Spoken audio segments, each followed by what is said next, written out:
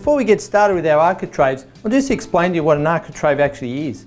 Well, essentially it's a decorative moulding and it's used to cover the gap between the lining board and the door jamb, or the lining board and the window frame. Now when it comes to joining, you've got two options really. You can use a miter and you cut a 45-degree angle on the end of each piece. It just fits up the top like that. Now we'll use this example for our window a bit later on. The other example, and the one we'll use for the door, is to use an architrave block. Now you simply cut a butt joint at the top of the architrave. The architrave fits on there, the block fits at the top, and then your headpiece runs across the top, another block, and then the other architrave down the other side of the door. Now when it comes time to measuring the quantities of material you'll need for your doorway, it really depends on the method you're going to use for joining. If you're going to have a miter in the top corner, you need to measure from the floor to the inside of the jamb, but you'll need to add the width of your material to allow for the top piece.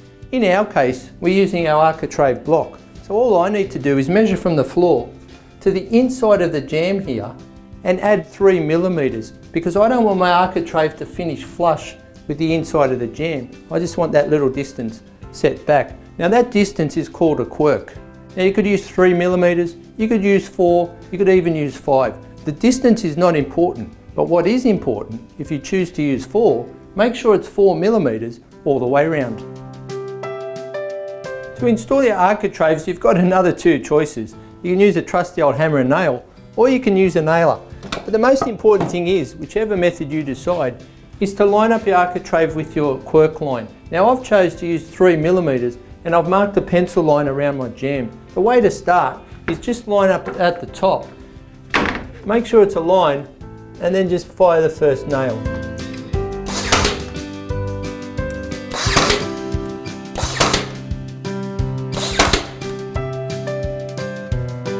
So I've got the first architrave on. The next thing is to put the block up the top just to make sure it's flush on the inside. You can fire that off, then put the headpiece on, then the other block, and finish off with the last architrave.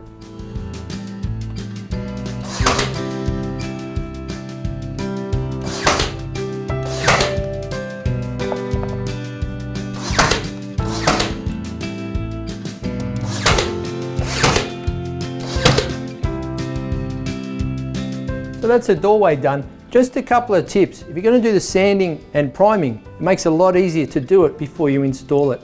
So let's do the window. Now for the window frame, we're going to use a miter joint. But the first thing you need to do is just mark out your quirk. Now remember, the quirk was the distance from the inside of the reveal to the front edge of the architrave. Now the tip is here to use a combination square. Now I've chosen to use 3 millimeters, so I've set my square to 3 mil. I simply put that on the inside of my reveal and just mark with a pencil all the way around the frame, and that gives you a nice consistent distance all the way round. Now when it comes time to measuring your material and cutting to length, it takes a bit of maths, so I'll take it nice and slow. What you need to do is measure the inside of your reveal, add the distance of the quirk, plus 1 width of your material for each side. In other words, it's the inside opening of the reveal, plus 2 times the quirk, plus 2 times the width of your material, and that'll give you the full length of your piece.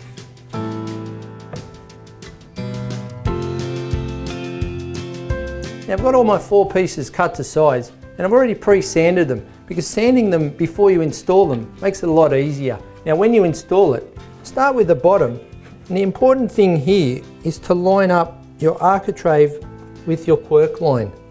Just make sure it's lined up on the top here and on each end.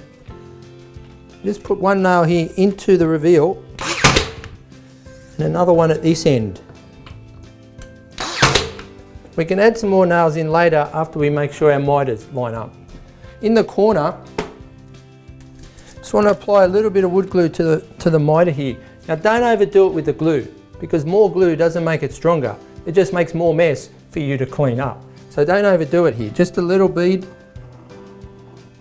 It just holds the miter together.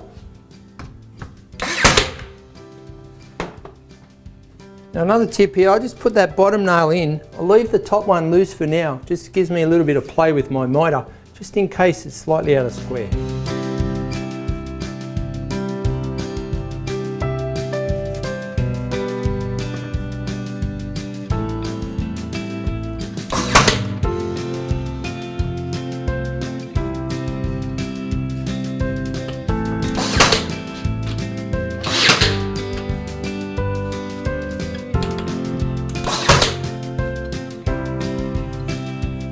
Just one more tip.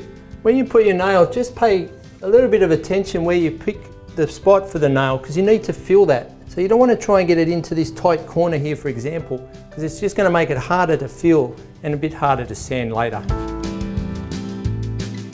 Now sometimes you'll find that these two surfaces aren't flush. The best way to fix that is you can just come in from the other side, just fire a nail or hammer a nail in through the end.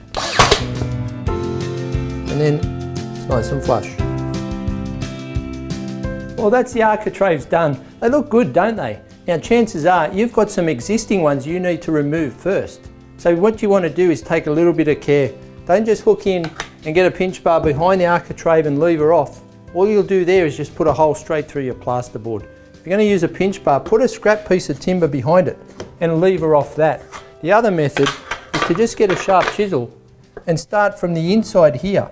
And just be careful when you lever it, you don't want to damage your reveal, because you'll see that later. So that's that. Good luck with it, and I'll see you around.